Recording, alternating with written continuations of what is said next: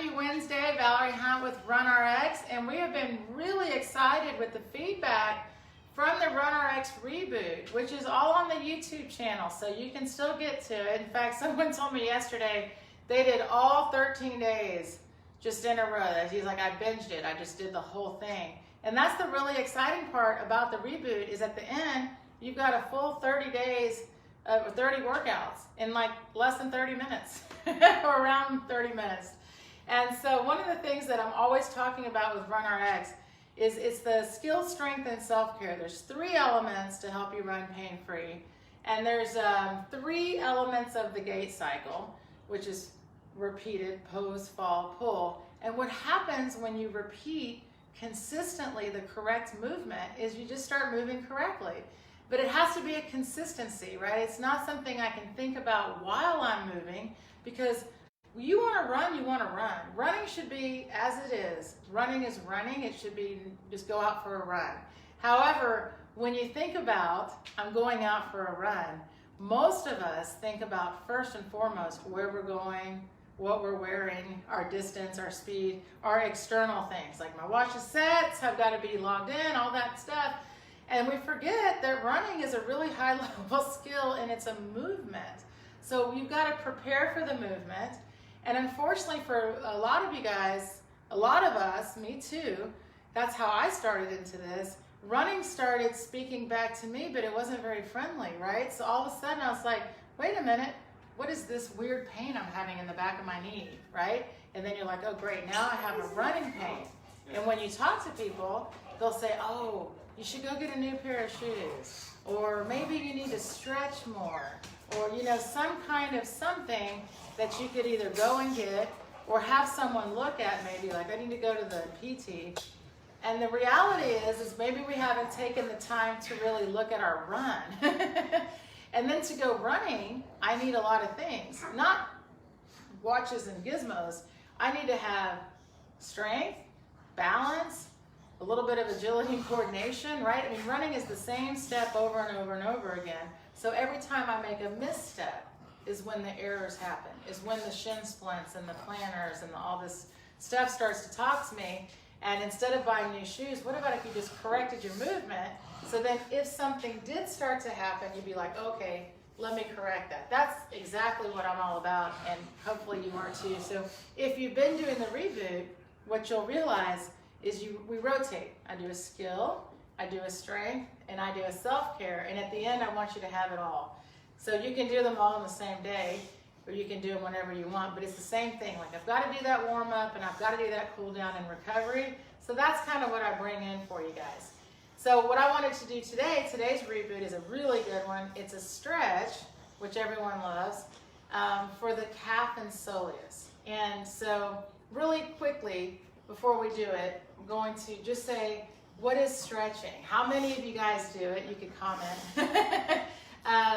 And when we hear about it, like, oh gosh, I should stretch. Do we even we really don't need to, or when should I stretch? That's what I get. Should I stretch before I run? Should I stretch after I run? And one of the things to keep in mind is we use that word a lot, but really muscles don't stretch. Muscles contract and they release. So you go contract, relax, contract, relax. So start thinking more about stretching as a way to allow my muscles to relax. It's a much nicer thought, right? Kind of like running. Instead of thinking I have to go run 5 miles, you start to think, oh, I'm going to go free fall and pull my foot. Then it kind of changes what it is you're doing and your expectations of it. So one of the things as we get down into, before we start doing the stretch, so people will say to me, oh, I have tight hips, tight calves, tight ankles, all these things. And I always say, no, you don't. You just need to increase your range of motion, we all do, and maintain that range of motion, right? So what I want you guys to do really quick for me, hopefully you've got a wall. If you don't, hopefully you have good balance. But I want you to pick up your foot just like this. And I want you to take your hand and around, see, just right around my ankle like that. And just do this. How relaxed, so if you need balance, grab it. How relaxed is my ankle? That's what I want you to ask yourself, right? Not asking anything, is it tight, anything like that. How relaxed is my ankle when I take away body weight? So try this with your hand. Take your arm, put it right here under your hand like this. Go like that. How relaxed is your wrist? As soon as you have support on the forearm and you take the weight away off the hand, you see how the wrist is relaxed. We didn't stretch it, we allowed it to relax. You see, that's in running what happens when you pull your foot up from the ground. As soon as you've pulled from the ground, which means breaking contact with the ground, that's it, let it go. See, it's relaxed already. It's relaxed here. It's relaxed, it's relaxed. Only if I allow it to let go and relax can the hamstring finish the pull. Otherwise, if you do not let go and you stay with it, you will pull like this, which is great in practice, but inside of a run, it's going to fatigue the muscle. So it's just an important little thought to think about, that when we do a lot of this stuff in place, it's action, because we're here, we're standing. When you guys learn how to let go and run, and you realize the pull is simply breaking contact with the ground, you're gonna work less. You'll realize you really didn't have tight calves, it's just that you were asking them to do so much work, they were tired. And you'll start to understand about letting go. So we do want to have the ability for full range of motion. So let me take you through this stretch here. So if you have a wall, that's ideal. If you don't, that's okay. So I'll do without first and then with. So without the wall, I'm just looking at starting at the bottom of that lunge, taking your back leg back. Now, see how we have this 90-degree angle? I would like the ankle to be behind the knee. So I'm going to bring my foot back, and then you see now the ankle is behind the knee. So now I'm getting a better stretch just right here in this area here. And if I can continue, great. So this is what I'm looking for, just a nice simple, call it calf soleus release, right? So if I have a wall, like I said, it's going to be a little bit easier because you have more surface to support your body weight. And when I do that, there's going to be more tension released, because now I'm not having to hold my hip up, I've just let it completely go. So it's relaxing here, and this is totally opening. So this is like great. And then you can say, well, should I do this before or after I run? Let's switch sides. My answer is always going to be when you will do it. Most people don't like to hold a lot of static stretching before a run. I have found that I do a lot of dynamic movements, and doing something like this does never seem to bother my run. So again, what I care more about is, can you feel this opening here? My whole foot's flat, and then I want you to see this. So the ankle, you see, is behind the knee, all right? Now, you can stay and hold the stretch. If I'm gonna go running, I won't hold it quite as long, but I want you to see something real quick. When you're standing and you're gonna practice, let me stand this way, and you're gonna practice your running pose, and you bend the knee. You know, we just did all that great opening. You got the knee bent. If you look down, you'll see the ankle bone is behind the knee. You see? Just very slightly. And then the knee itself is over my shoelaces. So it's a very slight bend. If you're practicing and you feel tension in your quads or the knee or the calf, you are simply pressing your body weight down, and we would prefer that not to happen. We want to be unweighted. So you want to feel like you can always hop. That's very important. So please, looking to the side, ankle bone behind the knee, the kneecap over the shoelace line. So we're just, it's a nice, so I can spring, right? I can pull, however, I'm not putting pressure down. It's really important. So take your arms and reach up as high as you can, leaving that knee bent. Just take it, reach it. Open those shoulders, open your ribs, and then let the arms go. Just bend them by your side. You should feel very relaxed here. My shoulders are loose, my arms are bent by my side, body weight's on the ball of the foot, knees are nice and soft. And hopefully, if you've been doing the Reboot every day at least once, in your practice, you stand in the running pose. The better I am at having this relaxed, then what happens when you run is when you come down, so when you change support, you're here. You see my knee is always ready to A, bend, B, bent. That's how you reduce impact, absorb impact.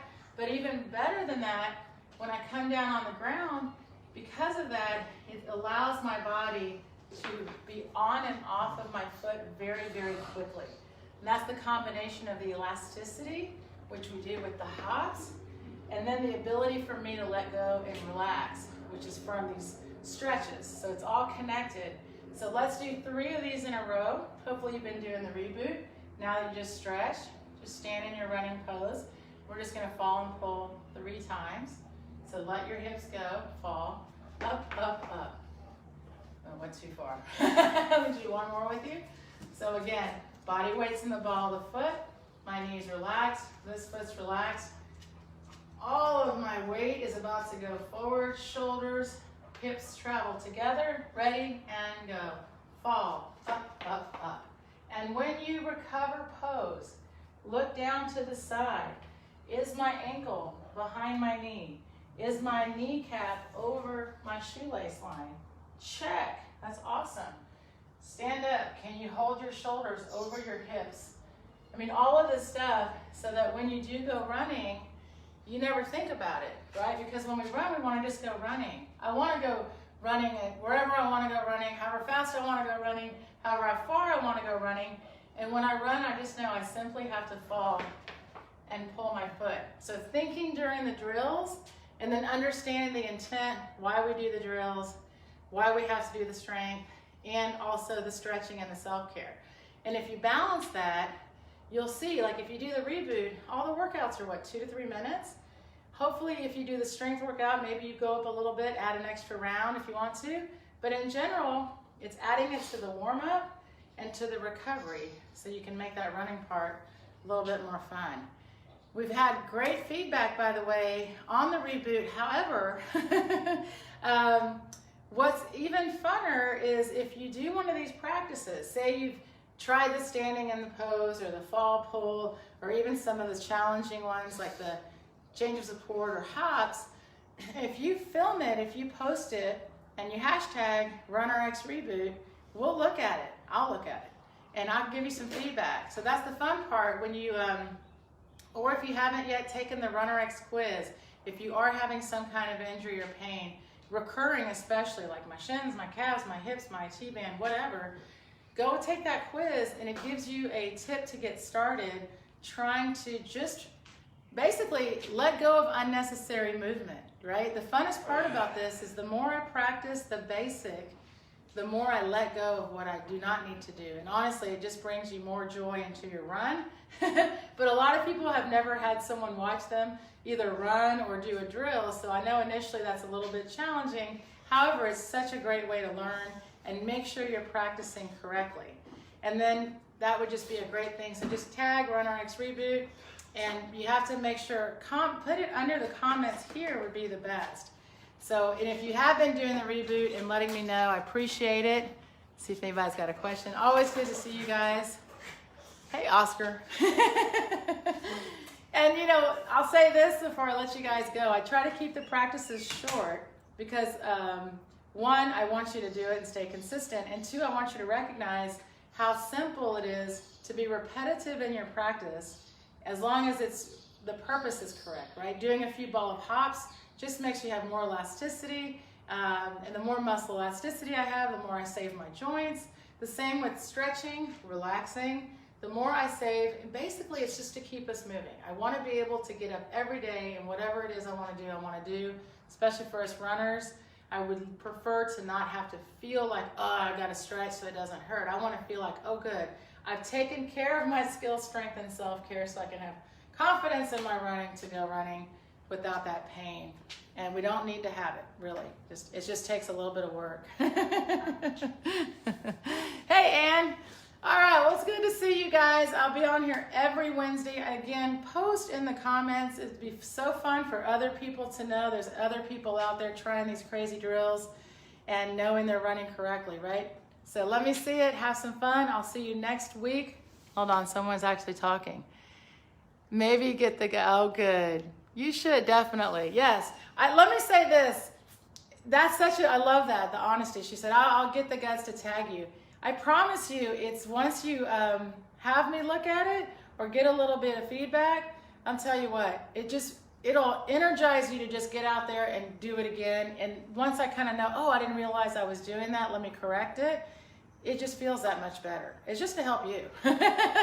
So yes, tag me, get after it. All right, guys, have a great week. I'll see you next Wednesday or in the comments below. All right, thank you.